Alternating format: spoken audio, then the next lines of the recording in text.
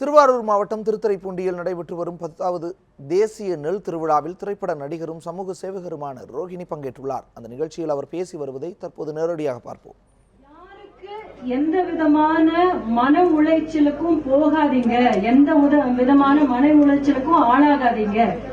உடனே எங்களுக்கு தெரியப்படுத்துங்க. முடிஞ்ச அளவுக்கு ஒரு தவணையோ 2 தவணையோ எங்களால முடிஞ்ச அளவுக்கு நாங்க உதவி செய்யறோம். தயவு செஞ்சு எனக்கு தெரிஞ்சது வரைக்கும் தாய் தான் நம்மளுடைய பிரத்யட்ச தெய்வம் அப்படின்னு சொல்லுவோம். ஆனா அந்த தாய் நம்மளுக்கு ஊற்ற அந்த சோறு கொடுக்கிற ஒரு தெய்வமா உங்களை நான் பாக்குறேன்.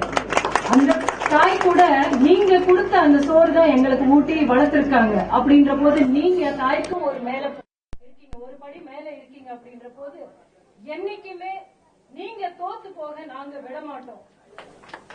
நாம தோத்து போக நாம விடமாட்டோம். அதுதான் நம்மாழ்வார் ஐயா சொல்லி கொடுத்தது. அவருடைய இயக்கத்தை முன்னெடுத்து செல்வதற்கான எல்லா உறுதியுடனும் நாம இருப்போம். அந்த தைரியத்தை மனசுல எல்லாருக்கும் விதைங்க. நீங்க பயிர் விதைக்கிறீங்க, நம்மளுடைய உணவை விதைக்கிறீங்க.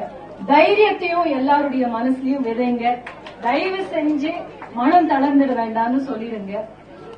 மற்றபடியாக இங்க அழைத்ததற்கு நன்றி.